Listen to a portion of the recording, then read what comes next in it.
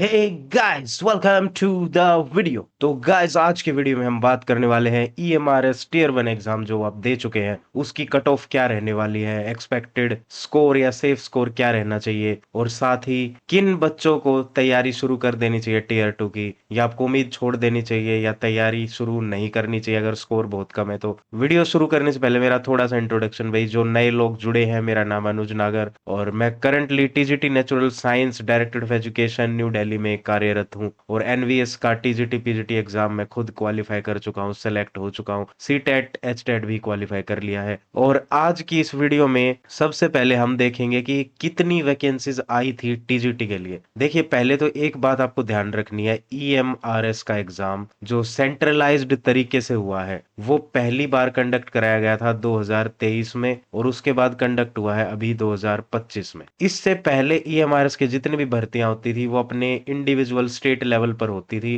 तो कोई भी ऐसा सेंट्रलाइज्ड सिस्टम नहीं था, इसलिए हमारे पास ज्यादा डेटा अवेलेबल नहीं है। और देखिए, बिना डेटा अवेलेबिलिटी के कोई भी गैस वर्क परफेक्ट तरीके से या सही तरीके से काम नहीं कर सकता। तो हमारे पास सिर्फ एक ही साल का डेटा अवेलेबल है जो है 2023 का, और पर हम ये जरूर बोल सकते हैं कि जो कट ऑफ गई थी 2023 में वो अराउंड 50% थी फॉर एवरी सब्जेक्ट। 50 से 55%, या कई सब्जेक्ट्स में जैसे लैंग्वेज के जो सब्जेक्ट्स हैं उनमें तो 50% से भी नीचे तक भी कट ऑफ गई थी। तो इससे हमें क्या समझ आता है, पहली चीज तो ये कि 2023 में क्योंकि एग्जाम फर्स्ट टाइम हुआ था तो अवेयरनेस बच्चों के बीच ज्यादा नहीं थी, तो नंबर ऑफ कैंडिडेट्स जिन्होंने अप्लाई किया वो भी कम थे, और कंपटीशन इस एग्जाम में ओवरऑल कम था। एग्जाम भी कंपैरेटिवली थोड़ा इजी आया था, जिस वजह से जो कट ऑफ थी हमें कम देखने को मिली। अब टीजीटी में देखिए, वैकेंसीज काफी ज्यादा है, हर सब्जेक्ट में हम बोल सकते हैं अराउंड 400 वैकेंसीज। जैसे हम साइंस वाले हैं सारे, तो साइंस में भी भाई 400 प्लस वैकेंसीज हमारे पास है। और अगर आप देखें टीयर 1, जो नोटिफिकेशन में टीयर 1 के बारे में बताया गया था कि भाई आपका 100 नंबर का एग्जाम है टीयर 1, जिसमें से 30 नंबर का लैंग्वेज वाला पोर्शन है। इसमें से पहले तो आप ये देखिए, अगर आप 12 नंबर स्कोर कर पा रहे हैं तभी आपका ये पेपर चेक होगा, अदरवाइज आप फेल ही है। तो टीयर 1 में अगर आपके लैंग्वेज वाले पोर्शन में 12 बन रहे हैं, फिर यहाँ पर इस 100 में से अगर आपके नंबर 50-55 तक बन रहे हैं तो आप मान सकते हैं, अपने आप को सेफ समझ सकते हैं कि आपको टीयर 2 के लिए बिल्कुल बुलाया जाएगा। क्योंकि मैं इतनी कम कट ऑफ क्यों बता रहा हूँ, और चैनल्स पर हो सकता है आपने ज्यादा कट ऑफ देखी हो। देखिए, समझने की जरूरत ये है, अभी तक जो भी टीचिंग एग्जाम्स होते थे वो वन टीयर एग्जाम यानी वन डे एग्जाम होते थे। एक एक पेपर दिया, उसी पेपर की जो कट ऑफ बनी उसी के आधार पर आपको नौकरी दे दी जाती थी, और ईएमआरएस में तो इंटरव्यू भी नहीं होता। तो अगर 400 वैकेंसीज है हमारे पास और एक ही टीयर का एग्जाम है तो 400 ही बच्चे सेलेक्ट होंगे। लेकिन अब हमारे पास 2 टीयर एग्जाम है, और टीयर 2 में वही बच्चा पहुंचेगा जो टीयर 1 में क्वालिफाई कर लेगा, और टीयर 1 में 10 टाइम्स कैंडिडेट्स को क्वालिफाई कराया जाएगा। तो 10 टाइम्स का मतलब क्या है, अगर हमारे पास 408 वैकेंसीज है साइंस की, तो इसका 10 गुना कैंडिडेट्स को क्वालिफाई कराया जाएगा टीयर 1 एग्जाम को। तो आप कह सकते हैं कि अराउंड 4000 कैंडिडेट्स ऐसे निकलने चाहिए जो टीयर 1 साइंस के एग्जाम को क्वालिफाई करेंगे। सिर्फ मैंने साइंस की बात करी है, और बाकी हर पोस्ट में जैसा कि आप देख सकते हैं अप्रोक्सीमेटली 400 के करीबी सीट्स है। हाँ, कंप्यूटर साइंस में 500 प्लस है, तो यहाँ लगभग आप मान सकते हैं कि 5000 तक कैंडिडेट्स को क्वालिफाई कराया जाएगा। साइंस में 4000 तक, और बाकी सब्जेक्ट्स में भी ऐसे ही अप्रोक्सीमेटली 4000 तक, यानी आप 10 गुना कर लीजिए अपनी नंबर ऑफ पोस्ट का, इतने कैंडिडेट्स को क्वालिफाई कराया जाएगा। तो आप खुद देखिए, 4000 कैंडिडेट्स को अगर क्वालिफाई करा रहे हैं, मुश्किल से एक सब्जेक्ट में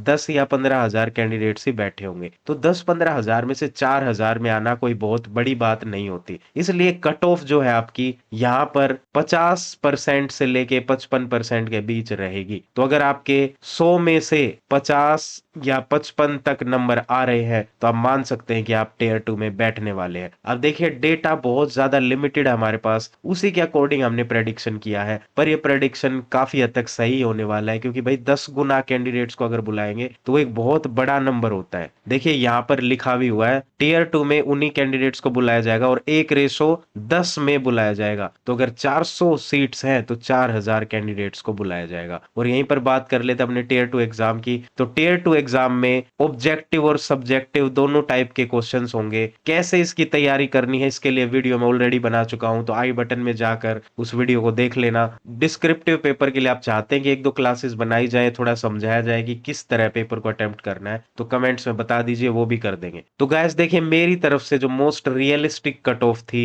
बिना कोई नमक मिर्च मसाला लगाए, वो मैंने आपको बताई, एकदम रियलिस्टिक कट ऑफ। और अगर आप इस कट ऑफ के अंतर्गत आ रहे हैं तो बिल्कुल बिल्कुल आप तैयारी शुरू कर दीजिए टीयर 2 की। मान लीजिए अनलकीली आपका टीयर 1 नहीं भी होता है, अब ऐसा नहीं किसी बच्चे के 49 मार्क्स आ रहे हैं और वो कह रहा है मेरे तो 50 नहीं आ रहे, मैं तैयारी नहीं करूंगा टीयर 2 की। बिल्कुल नहीं, ऐसा नहीं सोचना। अगर आपके थोड़े कम नंबर भी हैं तो भी टीयर 2 की तैयारी शुरू कर दीजिए। ये जो मैंने आपको कट ऑफ बताई है ये अंदाजा है, हो सकता है इससे कम भी कट ऑफ चली जाए, हाँ इससे ज्यादा तो नहीं जाएगी क्योंकि नंबर ऑफ कैंडिडेट्स इतने ज्यादा अवेलेबल नहीं होंगे इस एग्जाम में, तो हो सकता है इससे कम भी चली जाए कट ऑफ। और अगर कट ऑफ में आपका नाम नहीं भी आया तो भी टीयर 2 की तैयारी करने में कोई नुकसान नहीं है, क्योंकि टीयर 2 का आप एक बार पैटर्न देखिए, यहाँ पर वही आप करेंगे, सेम सिलेबस करेंगे, ऑब्जेक्टिव की तैयारी आप यहाँ भी करेंगे, तो ये तैयारी वेस्ट नहीं जाने वाली। कुछ टाइम बाद DSSB का एग्जाम होगा, वहां पर ये तैयारी बिल्कुल काम आएगी। तो अपनी तैयारी को कंटिन्यू रखिए, कॉन्सेप्ट स्ट्रॉन्ग ही होंगे, वीक नहीं होंगे, तो तैयारी का फायदा ही है। ये मत सोचिए कि तैयारी पर बैठो या ना बैठो, तैयारी पर बिल्कुल बैठिए, चाहे कट ऑफ में आए ना आए उससे मतलब नहीं है। कर्म करते रहिए, फल की इच्छा मत करिए। आपका कर्म है पढ़ना और फल देना काम है अपने EMRS का।